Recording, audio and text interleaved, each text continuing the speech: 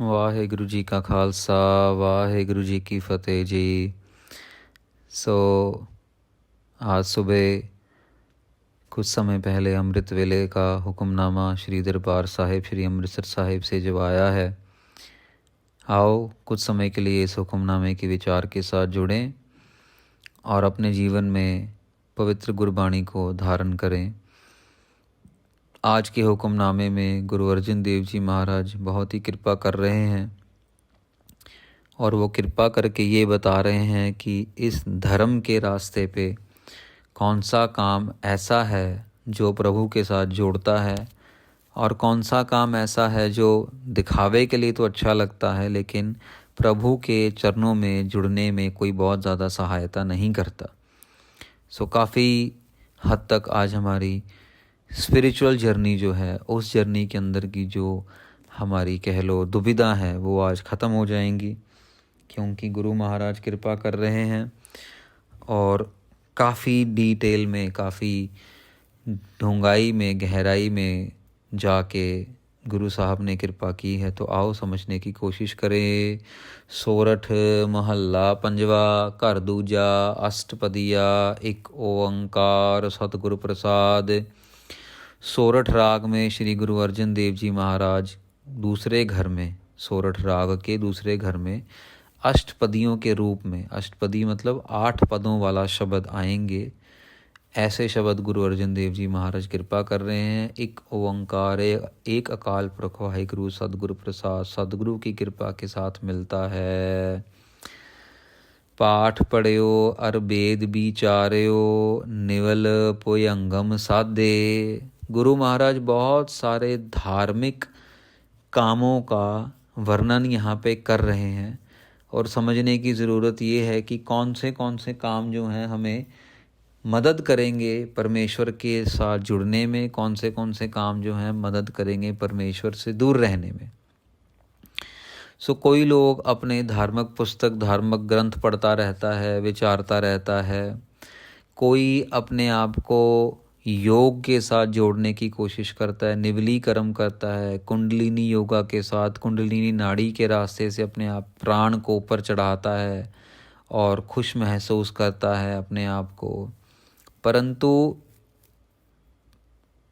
5 जना स्यो संग ना छुटकेओ, अधिक अहं बुध बाधे। गुरु महाराज कह रहे हैं ये सब ठीक है, करना ठीक है, लेकिन ऐसा करने से जो 5 हैं, जो हमारे साथ 5 चोर घूम रहे हैं 24 घंटे 365 दिन, हर एक पल काम, क्रोध, लोभ, मोह, अहंकार, ये जो घूम रहे हैं ये नहीं ख़त्म होते, ये ख़त्म नहीं होते, ये ख़त्म नहीं होते, बल्कि और अहंकार जो है मनुष्य के दिमाग में चढ़ जाता है कि अरे मैंने इसको ये कर लिया, मैंने इतना कर लिया, मैंने इतनी देर आसन लगा लिया, ये कर लिया। वो जो अहंकार है वो और दिमाग में घुस जाता है, वो और हमें बांध लेता है। अहं बुध बाधे, हमारे को अहंकार और बांध लेता है। प्यारे इन बिद मिलन ना जाई, मैं किए कर्म अनेका। महाराज कह रहे हैं मैंने बहुत कुछ करके देख लिया भाई साहब, यहाँ ऐसा करने से कुछ नहीं मिलने वाला, कुछ नहीं मिलने वाला ऐसा करने से, कि कुछ भी प्राप्ति नहीं होने वाली परमेश्वर के पास जाने के लिए। हाँ, शरीर को जरूर कुछ ना कुछ महसूस होता है, हठ किया जाता है, तो ये शरीर के कर्म हैं, आत्मा के नहीं।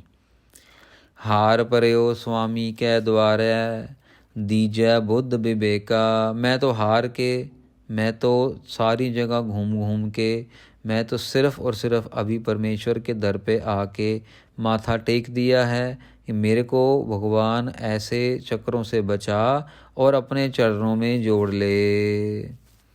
रहाओ, विश्राम देते हैं। आगे और बहुत सारे ऐसे कर्मों का वर्णन करेंगे जो शरीर के लिए तो हैं, लेकिन वो भगवान से जुड़ने के लिए, वाहिगुरु परमेश्वर कालपुरख परमात्मा के साथ जुड़ने में हमारी मदद नहीं कर रहे, आगे नहीं लेके जा रहे, वहीं के वहीं पे खड़ी है गाड़ी। मौन पयो करपाती रहो, नग्न फिरयो बन माही। कई लोग की मौन धारण कर लेते हैं, चुप रह जाते हैं, बोलते नहीं हैं। प्रसाद संगत जी अगर उन्होंने खाना खाना है, कुछ करना है, तो वो या तो स्लेट पे लिख के देंगे या कागज़ पे लिख के देंगे, तो मतलब दिमाग तो बंद नहीं हुआ ना। मुंह बंद कर लिया लेकिन दिमाग तो बंद नहीं हुआ। चाहिए तो था दिमाग को बंद करना, लेकिन वो बंद नहीं हुआ, वो तो फिर भी चली जा रहा है, चली जा रहा है, चली जा रहा है। कर पाती रहे हो। कई लोग बर्तन में खाना खाना बंद कर देते, अपने हाथ में खाना खाते हैं। हाथ में सब्जी डलवा ली, हाथ में फुल्का ले लिया, प्रसादा ले लिया, चावल ले लिया और खाना शुरू कर दिया। कई लोग नग्न फिरे हो बनमाई। कई लोग जंगलों में नांगे फिरते हैं, नांगे तुरते फिरते हैं, नांगे रहते हैं, बिना वस्त्रों के रहते हैं। तट तीरथ सब धरती भ्रमयो, दुविधा छुटकै नाही। कई लोग तीर्थ स्थानों पे जा रहे हैं, पूरी धरती का भ्रमण कर रहे हैं। कई नदी के तट पे रह के बैठ के अपना चौकड़ा लगा रहे हैं। कई कुछ कर रहे हैं, कई कुछ कर रहे हैं। ऐसा करने से जो दुविधा है मन की, तू मैं, भगवान है नहीं है, यहाँ है वहाँ है, वो नहीं जा रही है। गुरु महाराज कह रहे हैं कि वो दुविधा नहीं जा रही है मन के अंदर से। जिस दुविधा के चक्कर में हम अभी तक ये नहीं समझ पाए हैं कि असली सुख जो है वो नाम जपने में है, असली सुख जो है वो वाहिगुरु वाहिगुरु वाहिगुरु वाहिगुरु करने में है। आप एक बात का अपने दिमाग में रखिए। मान लीजिए हम कहीं तीर्थ स्थान जाते हैं, हम वहाँ तीर्थ स्थान गए और हम लोग जाए वहाँ पे, जो मेन तीर्थ स्थान है वहाँ पे हम कितना समय बिताएंगे, और उसके आने जाने में, रास्ते में बातें करना, खाना पीना, अब सारा का सारा ध्यान जो है वो हर एक तरफ चला जाता है, भगवान की तरफ ही नहीं जाता सारा का। क्योंकि वो हॉलीडे बन जाता है हमारे लिए, वो हमारे लिए एक तरीके का इन्जॉयमेंट फेस बन जाता है। जो रहना तो बनाना तो था उसको हमारा स्पिरिचुअल जर्नी, कि 24 घंटे इवन मोबाइल फ़ोन भी बंद करके, ऑफ़ करके, डेटा ऑफ़ करके, व्हाट्सएप अभी तो हम फ़ोटो खींच के वापस भेजते रहते हैं। ध्यान तो हमारा अपने दोस्तों में, फ़ोटोओं में और वापस भेजने में है कि अरे मैं वहाँ पहुँच गया, मैं यहाँ पहुँच गया, मैंने यहाँ पे साइन इन कर लिया, यहाँ पे लॉग इन कर लिया, ये देखो सारे के सारे मैं यहाँ पे खड़ा हूँ। हमारा ध्यान तो सारा वहीं पे लगा रहता है। भगवान में ध्यान कब गया? ध्यान तो पीछे है, तो दोस्तों के पास ही रह लेना चाहिए, फिर वहीं रहना चाहिए। फिर इतनी दूर इतना सफ़र करके या इतनी यात्रा में पैसा लगाने का भी क्या फ़ायदा है? ये प्रैक्टिकल एग्जाम्पल है साथ संगत जी, जो गुरु नानक देव जी, गुरु अर्जन देव जी समझा रहे हैं। मन कामना तीरथ जाए बसयो, सिर करवत ताराए। अभी गुरु महाराज कह रहे हैं कि जो भी कामना है उनके अनुसार हम तीर्थों पे जा रहे हैं। मुक्ति के जो चाहवान है, जो मुक्ति को चाहते हैं, जो मुक्ति की बात करते हैं, वो जो है अपने सिर के ऊपर एक तरीके से ये समझ लो कि आरा भी चलवा लेते हैं। वो अपने आप को कुर्बान भी कर देते हैं। वो अपने आप को आरेब के सामने भी खड़ा कर देंगे, तोप के सामने भी खड़ा कर देंगे, जिनको मुक्ति चाहिए। क्योंकि मुक्ति एक ऐसा गिफ्ट है जो आसानी से मिलता ही नहीं है, तो उसकी कोई कीमत नहीं है। कहने का मतलब ये है यहाँ पे, मन की मैल न उतरै एह बिद जे लख जतन कराए। जो मन की अंदर की मैल है ना, काम की मैल, किसी औरत को देख लिया, किसी मर्द को देख लिया, ये नशे की जो मैल है, जो अपने दिमाग के अंदर गंद डालना, आँखों से, कानों से, हाथों से गलत काम करना, किसी का गलत साइन करना, किसी का गलत नुकसान करना, ये सब कुछ, ये जो चीज़ें हैं, ये मन की मैल नहीं जाती है। शरीर से हम जितने मर्जी कर्म कर लें, मन की मैल को उतारने के लिए तो वाहिगुरु वाहिगुरु वाहिगुरु वाहिगुरु वाहिगुरु करना ही पड़ेगा। कनिक कामनी हैवर गैवर बहुविध दान दातारा। कई लोग बहुत बड़ा बड़ा दान करते हैं। कई लोग सोना दान करते हैं। पुराने ज़माने में कई लोग घोड़े दान करते थे, हाथी दान करते थे, आजकल गाड़ियाँ दान करते हैं। कई लोग बहुत कुछ दान करते हैं, लेकिन ये दान कर रहे हैं। कई लोग आगे गुरु महाराज बता रहे हैं कि आगे जा अन्न वस्त्र भूम बहु अर्पे नह मिलिए हर द्वारा। कई लोग खाना पीना दान करते हैं, कपड़े दान करते हैं, ज़मीन भी दान कर देते हैं, पर ऐसा करने से प्रभु नहीं मिल रहा। दान करने से प्रभु मिल नहीं रहा। वो मिलेगा उसको याद करके, वो मिलेगा उसके ध्यान में बैठ के, उसकी स्मृति में बैठ के, उसका सिमरन करके। वो मिलेगा अच्छाई और बुराई को समझने के बाद कि अच्छा काम क्या है। अमीर तो रावण भी बहुत था साध संगत जी, पैसे की क्या कमी थी उसके पास, सोने की लंका थी, पर हुआ क्या, अच्छाई और बुराई में अंतर नहीं समझ पाया। यही हमारी प्रॉब्लम है। पूजा अर्चा पूजा अर्चा बंदन दंडौत खट कर्मा रत रहता। सारा दिन जो है वो ऐसे मनोरथों में लगा हुआ है, वो ऐसे नमस्कार कर रहा है, वो ऐसे कर्मों में मस्त है जिनके साथ भगवान के मिलने का कोई कह लो कि कोई आस ही नहीं है, कोई आस ही। हाँ, श्रद्धा भावना है, श्रद्धा है मन के अंदर कि हम पूजा कर रहे हैं, हम देवी की पूजा कर रहे हैं, हम देवताओं की पूजा कर रहे हैं, श्रद्धा भावना है। लेकिन श्रद्धा भावना एक बात है साथ संगत जी, और हमारे कर्म एक बात है। मैं एक एग्जांपल देता हूँ आपको। सुबह हम उठे, अपना खाना पीना खाया, काम पे जाना है या बच्चों ने स्कूल में जाना है, स्कूल में जाने से पहले बच्चा मंदिर गुरुद्वारे हो आया, चला गया, अभी आ गए वापस। अब जब स्कूल पे जाना है तो स्कूल में जाके अगर टीचर को गाली निकालनी है या किताबें खोल के पढ़ना नहीं है, ध्यान नहीं है उस तरफ में, तो हमारे कर्म कहाँ हमें लेके जा रहे हैं? वो मंदिर जाके गुरुद्वारे जाके फ़ायदा क्या हो रहा है हमें? हम मान तो नहीं रहे, हम ये तो नहीं मान रहे कि हमने अपनी जीवन को मेहनत से आगे लेके जाना और अपने जीवन में कुछ बनना है। भले किसी भी रास्ते को चूज़ किया जाए, पर परमेश्वर कह रहा है मेहनत करो, फल की इच्छा ना करो, मेहनत करो। यही कह रहा है ना। हम मेहनत कहाँ कर रहे हैं? अगर हम मेहनत नहीं कर रहे तो जितने मर्जी हम फूल चढ़ाएं देवताओं को, जितना मर्जी हम देसी घी का कड़ा प्रसाद चढ़ाएं, अगर हमारे कर्मों में वो नहीं झलक रहा तो कोई फ़ायदा नहीं है, कोई फ़ायदा नहीं है। हाँ हाँ करत बंधन में है परया, नह मिली है यह जुगता। उससे तो हाँ में बढ़ रही है। अरे मैं रोज़ सुबह गुरुद्वारे जा रहा हूँ भैया, मैं रोज़ सुबह मंदिर जा रहा हूँ, मैं रोज़ सुबह मंदिर जाके फूल चढ़ाता हूँ हनुमान जी को, तो मैं चढ़ा रहा हूँ, लेकिन मैं उनकी बात नहीं मान रहा हूँ। मैं उनके दिए हुए जो कह लो कि हमारे जीवन में इम्प्लीमेंट करने के लिए जो उनके दिए हुए ज्ञान है उसको इम्प्लीमेंट नहीं कर पा रहा हूँ। हनुमान जी को क्यों पूजते हैं लोग? क्योंकि उन्होंने राम जी के साथ ऐसा प्रेम किया, ऐसा प्यार किया जो और किसी ने किया ही नहीं।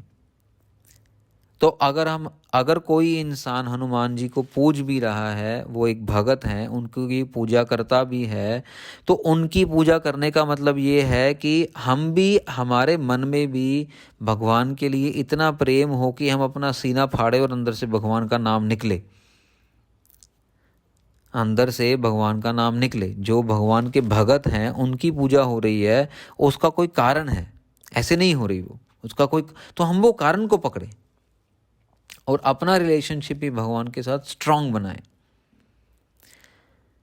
जोग सिद्ध आसन 84 ए पी कर कर रहया।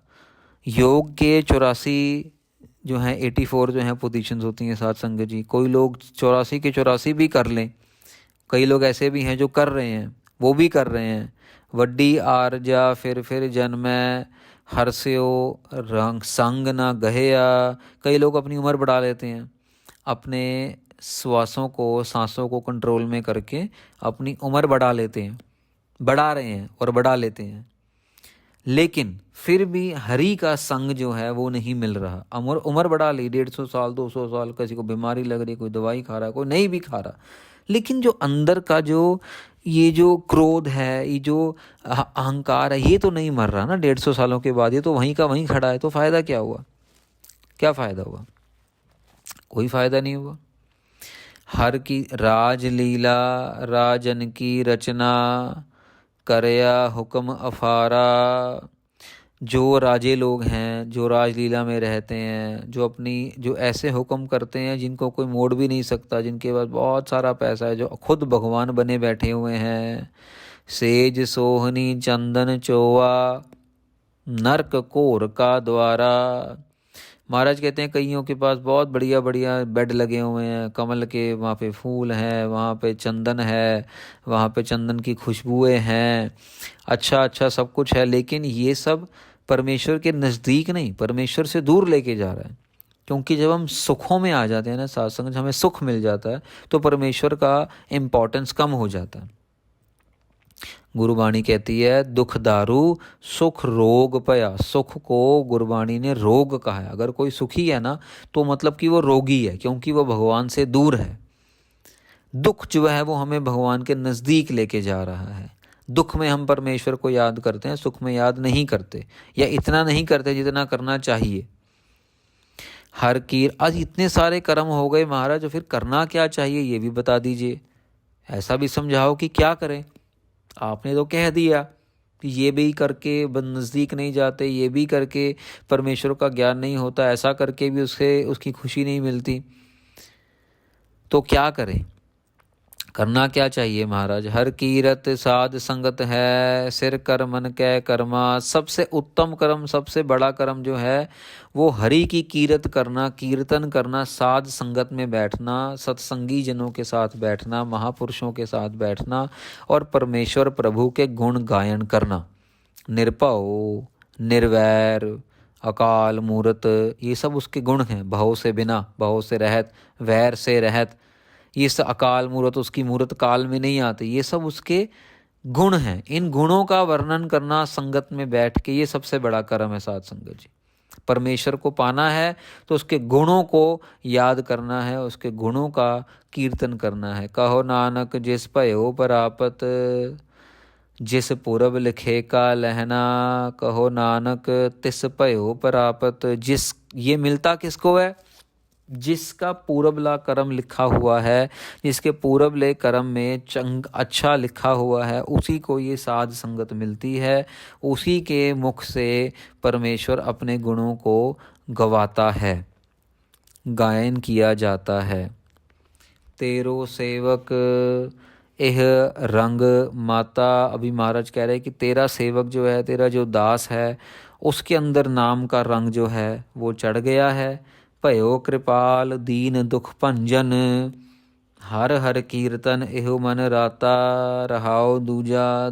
यहाँ पे शब्द की समाप्ति है साध संगत जी। अखीरली पंक्ति में गुरु महाराज फिर से यही कह रहे हैं कि महाराज कृपालु दयालु, तुम कृपा करो इस गरीब के ऊपर, तुम लोगों का दुख जो है ख़त्म करने वाले हो, कृपाल दयाल कृपा करो।